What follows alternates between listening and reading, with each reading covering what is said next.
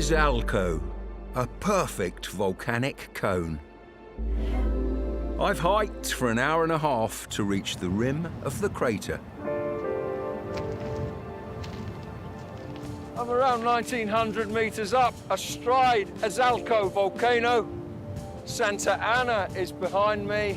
I'm in El Salvador, a country with over 100 volcanoes.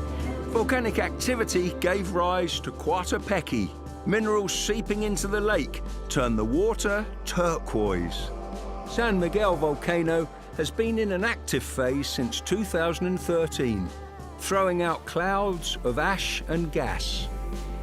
Izalco last erupted in 1966. It's still active today.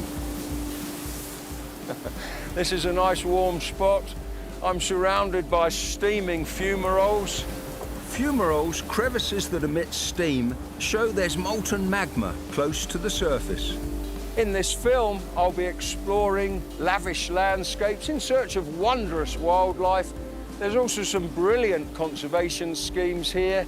I'll be telling you a little bit about those, and I'll be delving into the culture and history of El Salvador.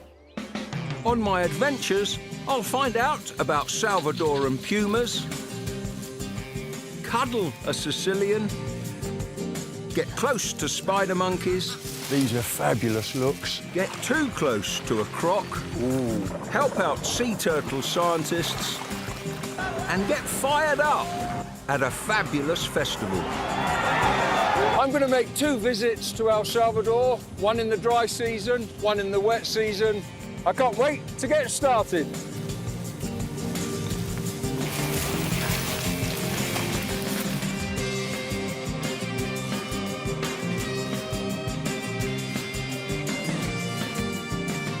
El Salvador is in the north of the Central American Isthmus. It's bordered by Guatemala and Honduras. It's the smallest and most populous nation in Central America. The capital is San Salvador.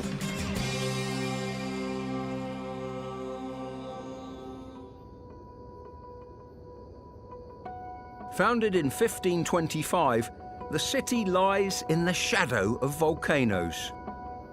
I'm high on San Salvador volcano, looking across to the double peak of San Vicente volcano. During the city's long history, there's been some destructive earthquakes, so today, no colonial buildings remain. The elaborate Metropolitan Cathedral has been rebuilt 3 times. This version was completed in 1999. Driving out of the city, I pass a symbol that represents El Salvador and Salvadorans throughout the world. This square with the statue, Salvador del Mundo, Savior of the World, is one of the most famous landmarks in San Salvador. The monument with a statue of Christ standing on top of planet Earth is 18 meters high. It's April, the dry season, and the fields are thirsty for rain. Most of the lowlands of El Salvador are agricultural. These are sugarcane fields on either side of me, but there are some precious fragments of woodland remaining. One of these forest patches lies close to Volcano Tecapa.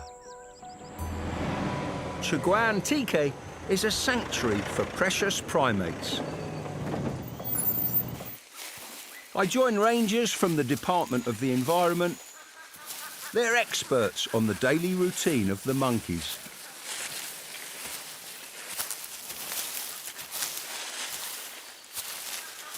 On the way to meet them, there's a predator that eats spiders. This is a lovely insect to see, a real Central American speciality, a helicopter damselfly. This one uses its flying skills to steal insects from the web. Helicopter damsels usually pick off spiders instead. Although this spider looks a little bit large for a delicate damselfly. Spiders give their name to the monkeys we're tracking because they look like arachnids when they hang by their tails with their arms and legs dangling. Ahí están los monos. Oh, yeah, gracias. I can see him. Brilliant. A male. My first spider monkey in El Salvador. At 60 centimetres, he's about the size of a standard poodle. This is really lovely. There's a female looking on and two youngsters playing in the treetops.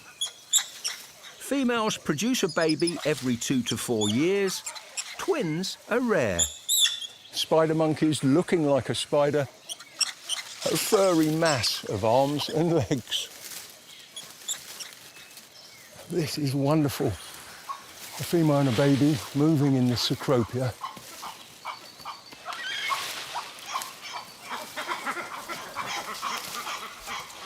These are fabulous looks. I love the way they use their tails. They're so strong.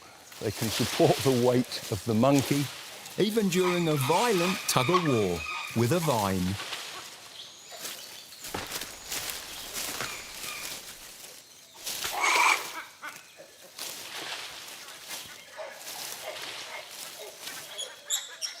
Suspended by his tail, this one stuffs his face. Fruits make up 80% of the diet. The whole troop's coming across here. Central American spider monkeys are critically endangered. In El Salvador, protection from hunters and the development of wildlife corridors between forest patches have encouraged a baby boom.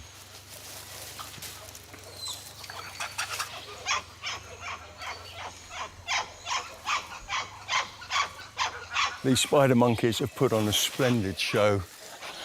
It's truly brilliant that they're protected in El Salvador.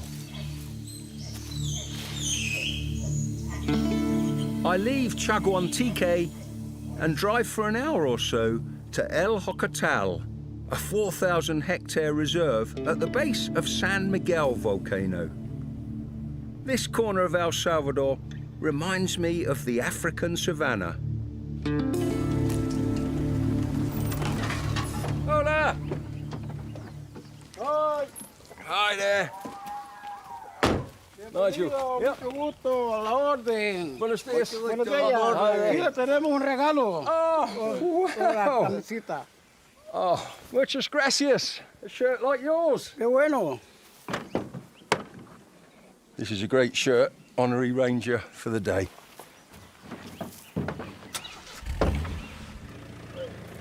The rangers are proud guardians of these grasslands with their magnificent Guanacaste trees and the wildlife that lives here. Peretete. Peretete! I know what they are. They're a speciality here.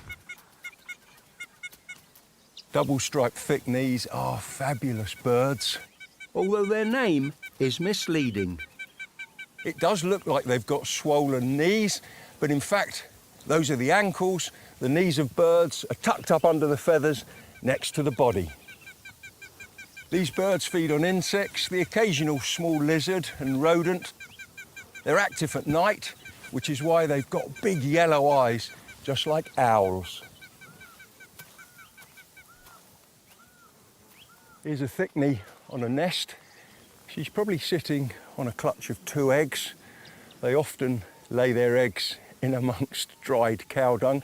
This one certainly has. It helps camouflage the nest. There's over 50 breeding pairs of double-striped thick-knees on this reserve. It's the best place in El Salvador to see them.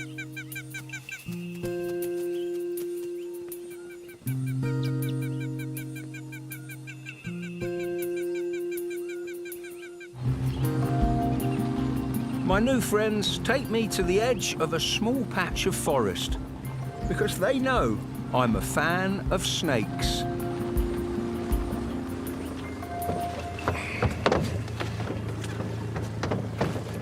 The rangers have often seen spectacular venomous snakes here. They're really keen to find one for me.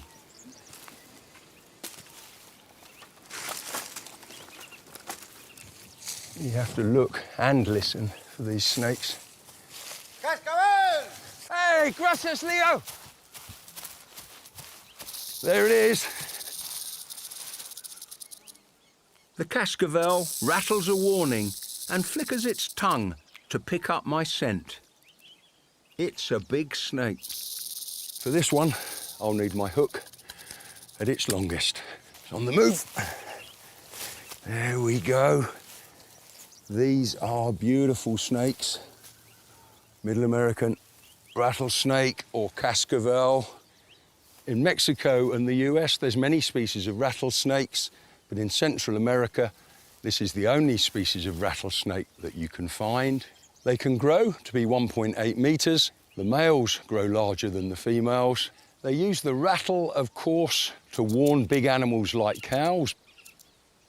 Please don't tread on me, I can defend myself, and predators don't attack me because I've got a very toxic venom. A bite from one of these snakes would be excruciatingly painful. There'd be swelling, blistering, and eventually tissue necrosis.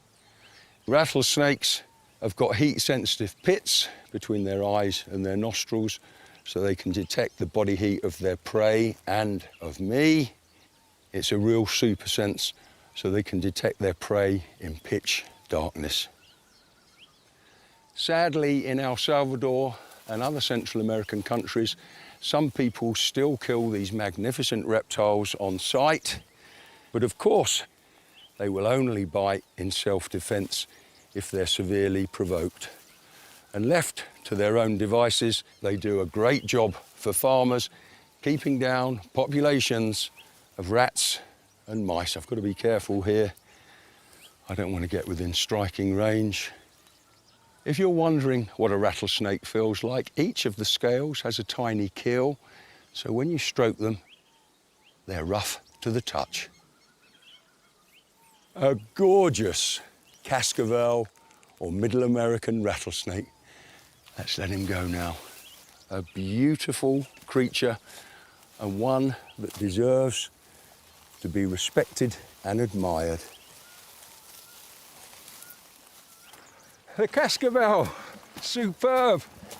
Muchas gracias. El Hakal is wonderful. Thank you. Gracias. Yeah. Thank you for letting me be a ranger for a day. Fantastico. I say goodbye to El Hakal and bounce along a track in the shadow of San Miguel volcano. I head northwards parallel to the Pacific. After 90 miles, I turn towards the coast and Surf City.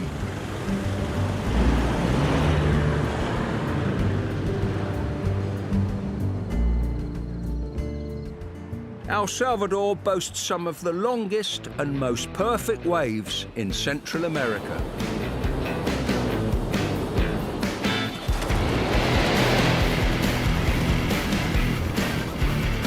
As well as being fun for surfers, the consistent waves provide a plentiful supply of food. The egrets are local diners. The sandlings are on a layover en route to their Arctic nesting grounds.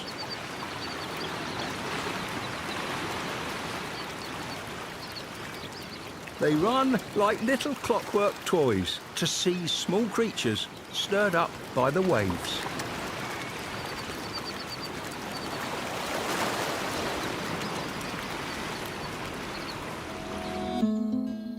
As well as sandy beaches, the coast of El Salvador has internationally important forests of mangroves, like these at Barra de Santiago. They're home to an animal group older than the dinosaurs. Nigel. Hey. Ray. See some crocodillos. Ray Luna is part of a government team looking after them. These mangrove forests are spectacular and are one of the most important habitats on Earth. El Salvador has replanting schemes to recover lost areas of mangrove. They're vital nurseries for fish and a coastal defence against hurricanes and storms. Right, fantastico. Fantastic. Yeah. Big crocs hunt in these brackish waters. Ray knows the best spots for them.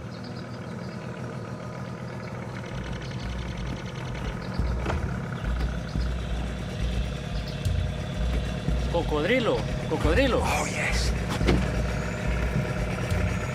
This is fabulous. It's a pretty impressive male crocodile. Bull American crocs can grow to 5 meters long. This one is about 3 meters. They'll hunt fish, amphibians, water birds, any mammals coming to drink. That's a bit too close. With one sweep of that tail, he could be in the boat. This is a fabulous look at a rare reptile here in El Salvador. But the team here are doing their very best to protect the remaining crocs. Fantastico, Ray. Thank you. Gracias. A channel snaking through the mangroves leads to the HQ of the Croc Protection Team. A few nights ago, they had a visitor. Juan Perez shows me where she dug into the sand. This is the nest. There's eggs buried here. I'm used to alligator nests, big mounds of vegetation, but the American crocs lay their eggs in the sand just like marine turtles do. A female croc was caught on camera leaving the river.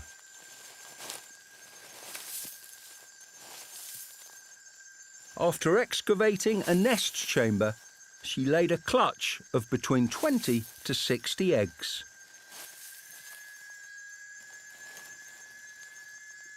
Her nest is safe, close to the ranger station, but other nests are at risk. Some locals are so afraid of crocs they destroy their nests. So when the rangers find them, they move the eggs into this protected hatchery. It takes about 85 days for the eggs to hatch. Juan is a substitute mum. He helps the babies break out from their eggs and digs them out of the sand, just as their mother would do.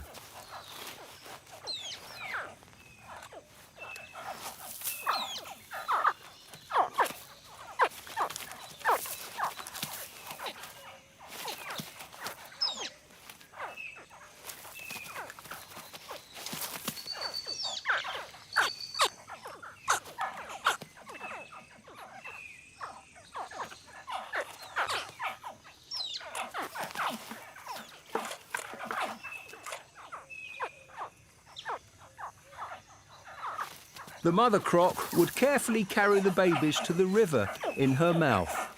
Juan's bucket is the next best thing. Because of the team's hard work, the numbers of American crocs are on the rise.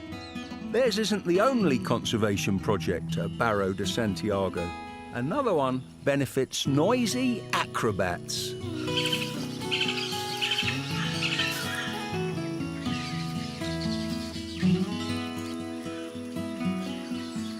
If the government hadn't taken drastic action, yellow-naped parrots would have been lost from the wild in El Salvador.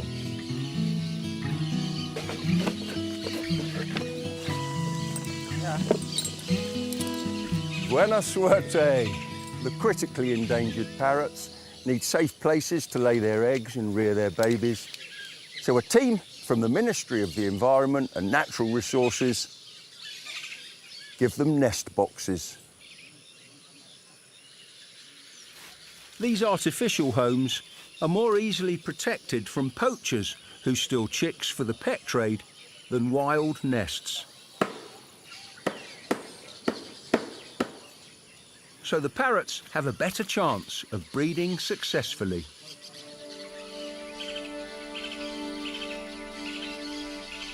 The parrot project is working well. Every year, there's more and more young birds like these. They don't have yellow necks like the adults. The future looks rosy for for yellow-napes here. Most yellow-naped parrots live far from volcanoes, so there's little chance their homes will be buried under lava and ash. But in the 7th century AD, that's exactly what happened here. I'm visiting Hoya de Siren, a UNESCO World Heritage Site, 20 miles west of San Salvador, the capital of El Salvador. This remarkable site was discovered in 1976 when a bulldozer driver revealed a mysterious structure made of clay. This special place is the Pompeii of the Americas. Around 1400 years ago, this Maya village was preserved by a volcanic eruption. As well as houses, a sauna and food stores, there's garden tools, bean-filled pots and sleeping mats. There were no human casualties, but there is the skeleton of a mouse caught in the act of stealing grain. So why is this extraordinary archaeological site enclosed in netting? It's because these ancient ruins were under attack by toragos, the national bird of El Salvador. Toragos are also known as turquoise-browed motmots. They nest in burrows up to 2.5 meters long. The birds had to be kept out of Hoya de Siren before they damaged the precious Maya ruins irreparably. Luckily, these racket-tailed diggers have plenty of alternative nest sites, although neighbours still squabble over the best burrows.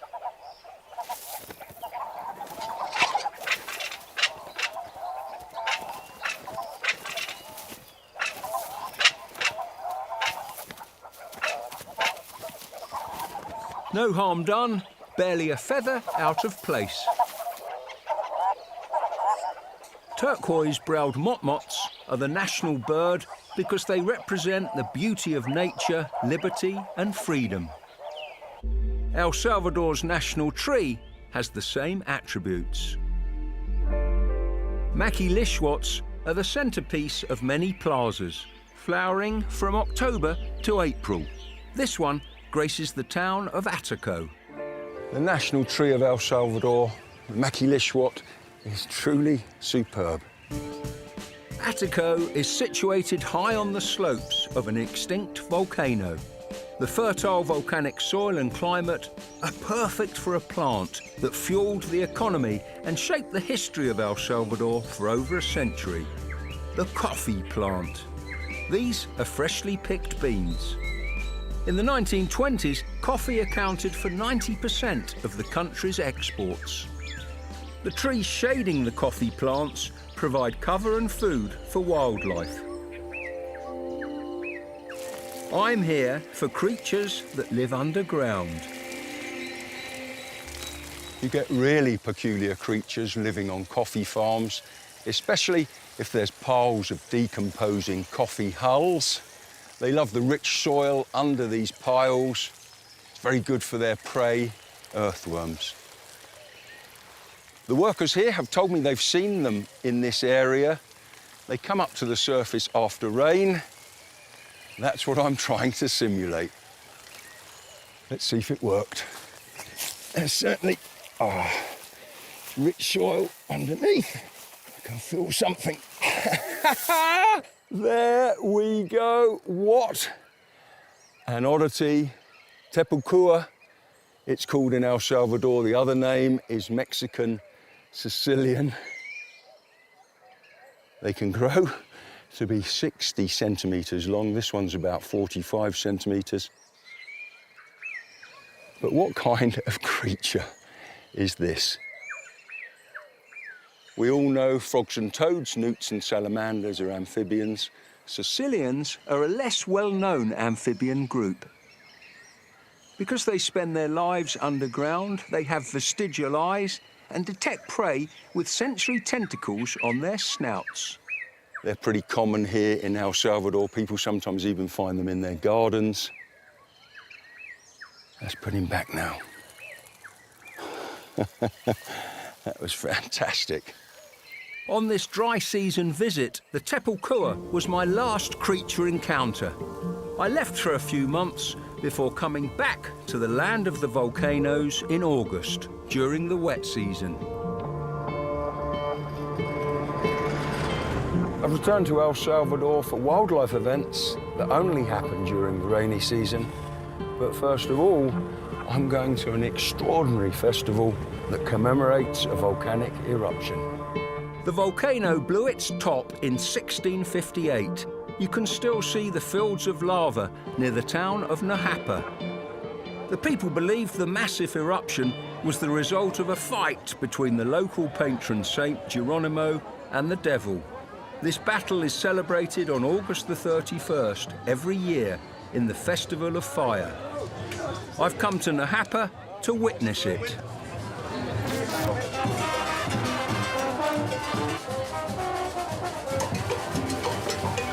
This is great, the excitement's building. Time to taste the national dish of El Salvador, a pupusa. Eaten for breakfast or dinner, these corn dough delicacies can have a variety of fillings. Muchas gracias. Great.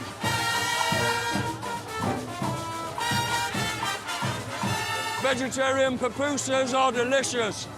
Corn and cheese, wonderful. That's good. Hey, hey.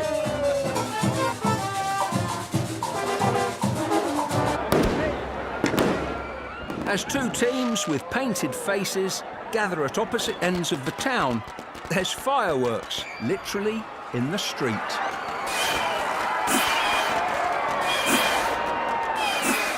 This surefire spectacle has no set rules.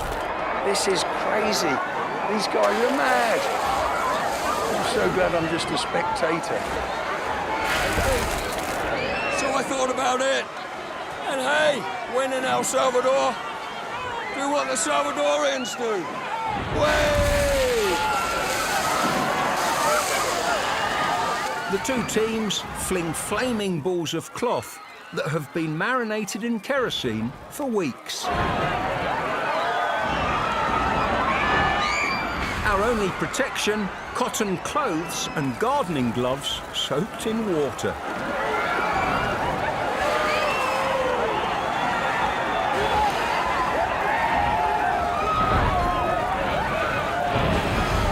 Wow, this is extraordinary.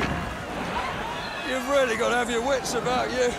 There's balls of fire coming in the air, along the ground.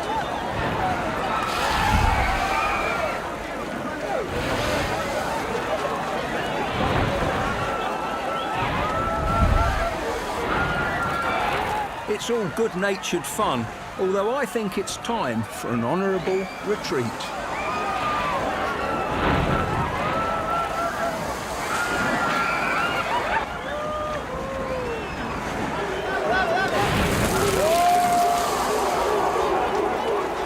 I was on fire 3 times tonight.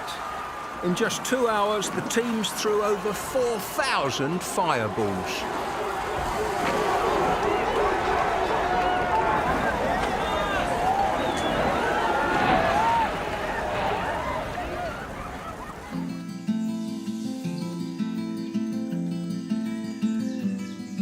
The next day, I meet my friend, Director of Ecosystems and Biodiversity, Miguel Gallardo. He wants to show me a magical place in the northeast of his country. We're high on the slopes of an extinct volcano. Why is this such a special place? Well, this is the first puma reserve in El Salvador. The reserve protects 120 hectares of isolated forest.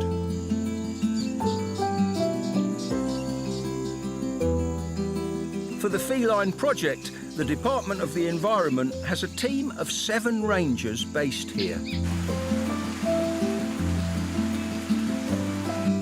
As well as deterring poachers and preventing illegal logging, they monitor the forest for any evidence of pumas. The remains of a kill. A puma has eaten an agouti, a guinea pig-like rodent.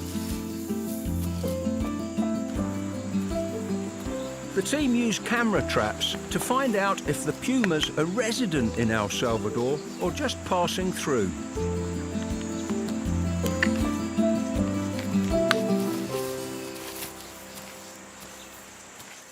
So Nigel, in this part of the forest, we have a lot of puma activity. In this trail, we have cameras 13 and 14 that have captured some of the most amazing puma behavior. In fact, just yesterday, there was a puma standing right here. That's exciting. We're in the paw prints of a puma.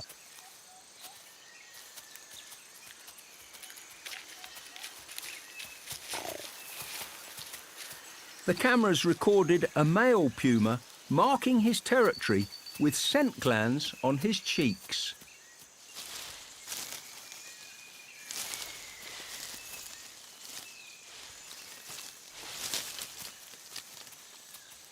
The camera traps showed there was plenty of prey for the cats to hunt.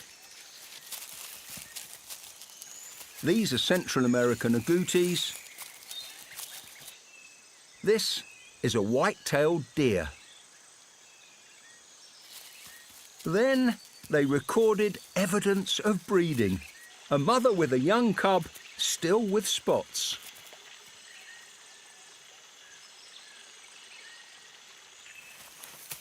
The team recorded the baby growing up. This is really exciting.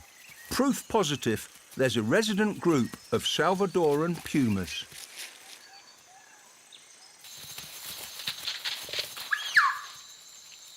There's at least one breeding pair and their cubs.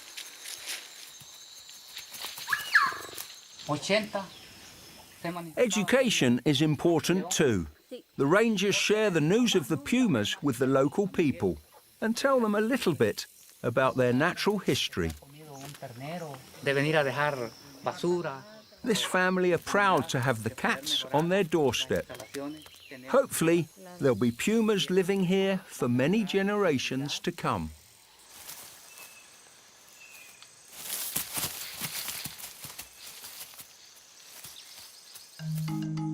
I leave El Salvador's first puma reserve and travel north.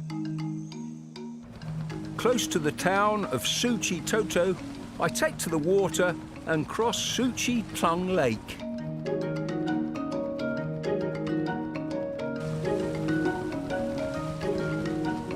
This glorious ferry ride is a shortcut to my next destination, the highest mountain in El Salvador. The peak of El Hakal is over 2,700 meters high. Right on the border with Honduras, it's home for some very special creatures.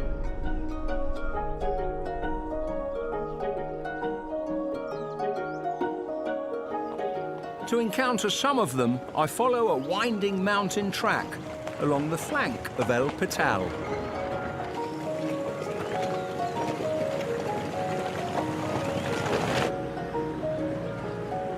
I reach La Babuja, an eco-lodge surrounded by a forest of magnificent pines.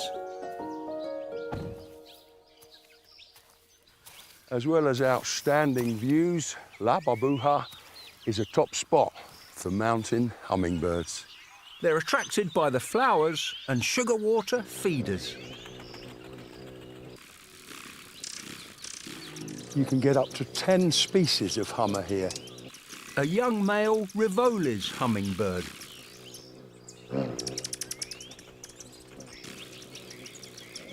These hummers must watch their backs. A Mexican violet ear rules the roost here, raising feathery purple ear tufts when enraged.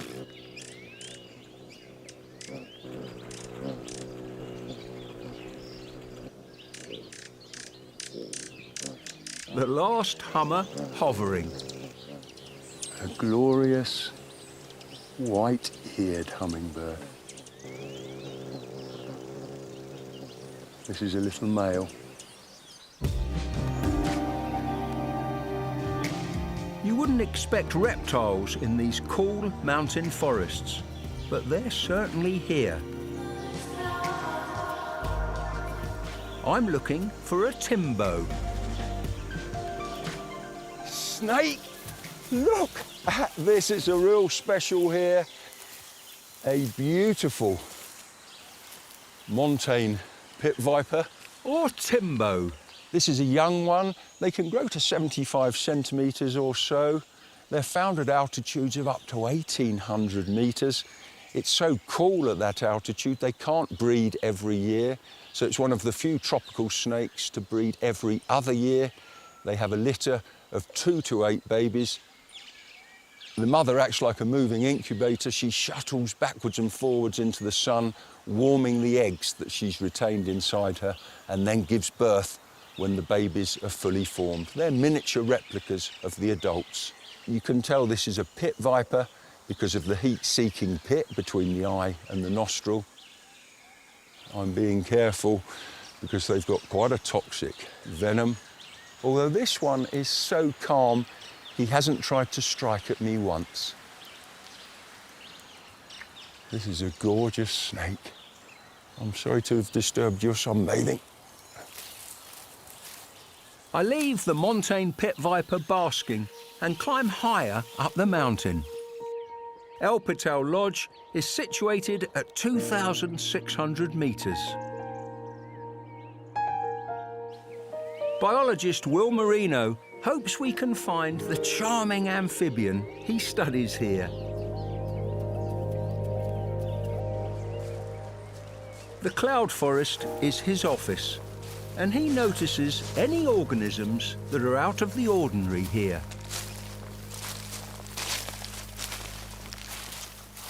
Look at that, Nigel.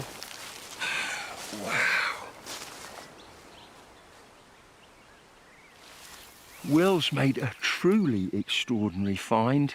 As far as he knows, this fungus has never been seen in El Salvador before.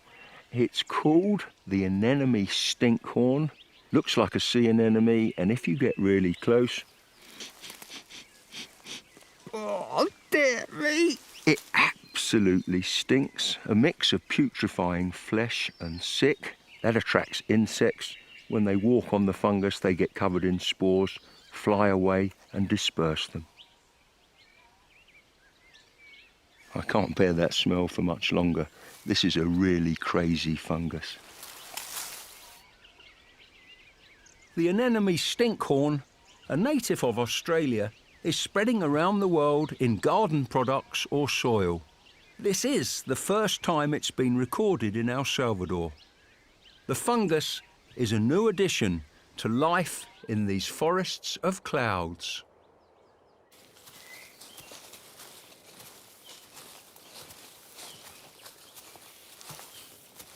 The critically endangered creatures that Will studies live high up on the trees. So the best way to see them is to climb. We're ascending to reach a band of epiphytes, the plants that festoon trees in the cloud forest. These include bromeliads. Their rosettes of stiff leaves make secure, moist retreats for amphibians.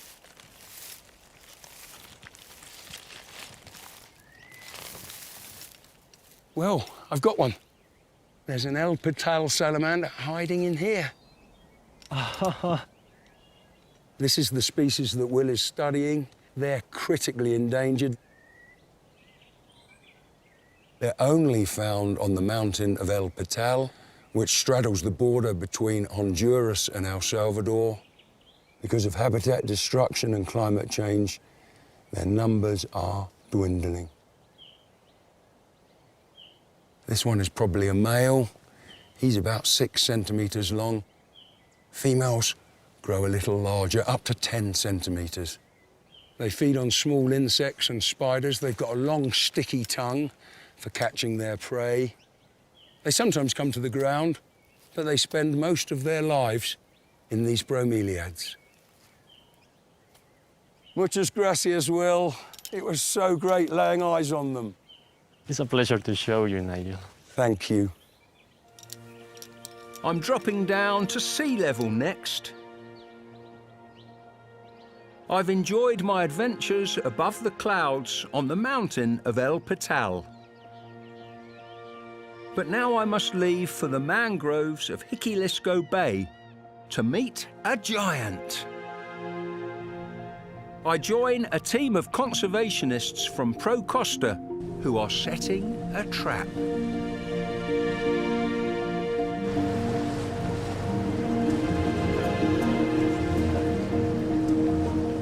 Under the water, there's a meadow of seagrass, which they encircle with the net. If the floats at the top of the net start to wiggle, we'll know a giant is trying to break through. There's one here. Yeah. Trap spring strong.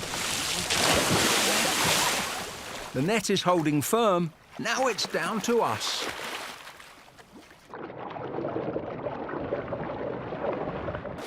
Hey, well done. So strong. The black sea turtle has been grazing on seagrass. Okay, into the boat. She's heavy. Oh. I'll soon find out exactly how heavy. She's part of a research project now. Beautiful.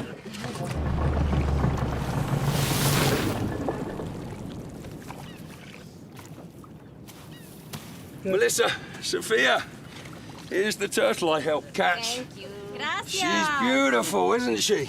Absolutely Very beautiful. Thank you. Covering her eyes with a damp cloth calms her down while her carapace is measured. 78.6.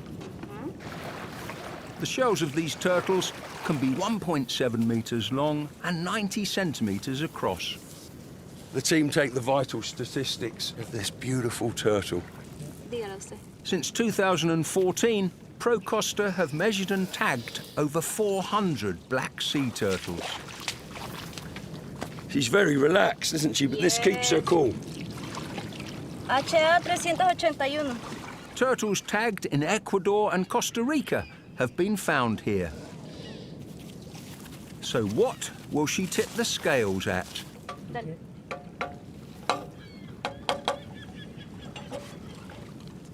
Let me help with this bit. That good? And then I've got a lifter on my shoulder. All right, 1, 2, 3. Whoa! How much does she weigh, Melissa? 102 pounds. Crikey, 47 kilos. Yes. She's a big girl. Very big.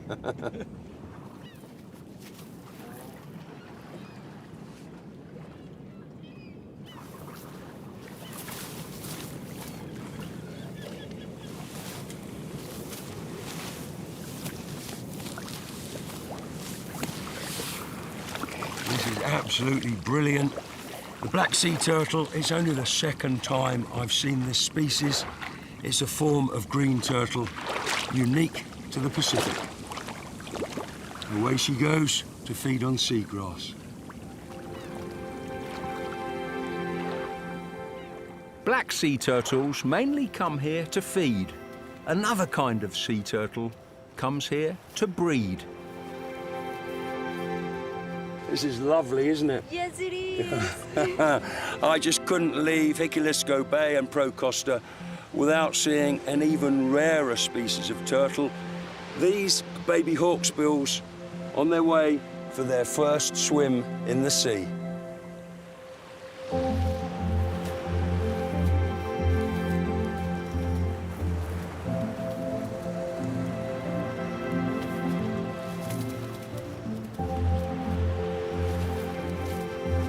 It's terrific seeing them scurrying to the sea. Because of Pro Costa's work, there's big numbers of hawksbills Yes. Actually, El Salvador has the biggest population of nesting hawksbill in the Pacific area.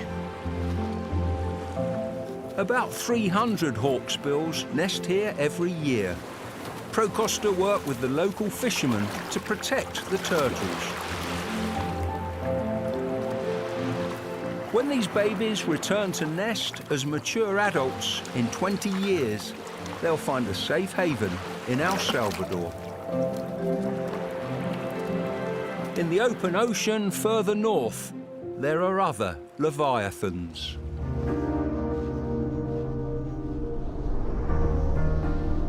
This reef of lava was formed when Santa Ana erupted 12,000 years ago. It extends out from the fishing village of Los Cobanos into deep Pacific waters. I'm here with Melvin Castaneda, a marine mammal expert.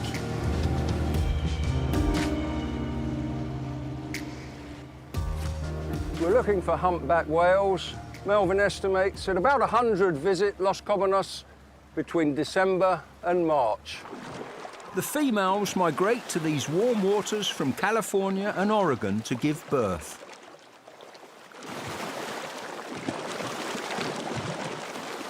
As well as mothers and calves, there's also males hoping for a chance to mate.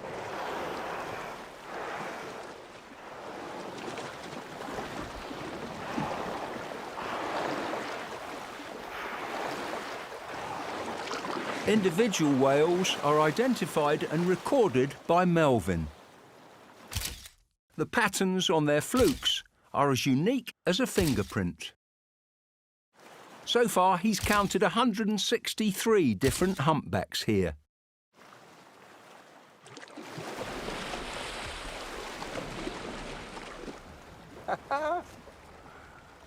Fantastic!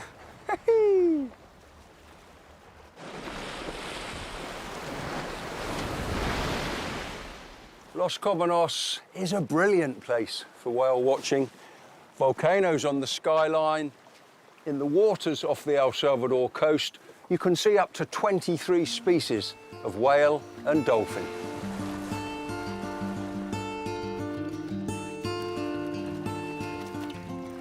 I leave the picturesque village of Los Cobanos for my final adventure in the heart of a volcano. The water-filled crater of Ilopango is the second largest lake in El Salvador. Fernando Lopez, the Environment Minister, will show me around. Fernando, you've been diving since you were a boy. This is very special, isn't it? It is. It's one of the few places in the world when you can actually dive in an active volcano. Thank you so much for taking me down. Oh, thank you for coming.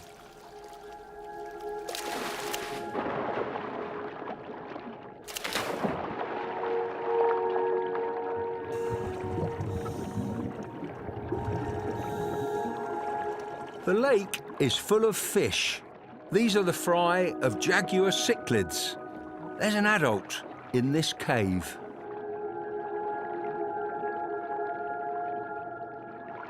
Some of the cichlids are confident and confiding. Convict cichlids are the most abundant fish here. They gather in the warm water around the volcanic vents.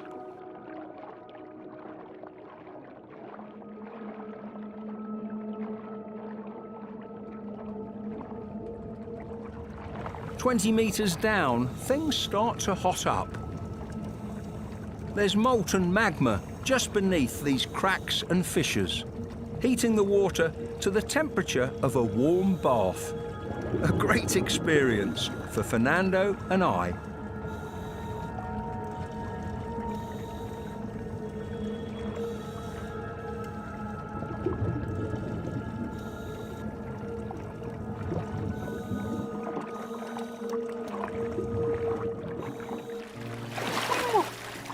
That was a fabulous dive.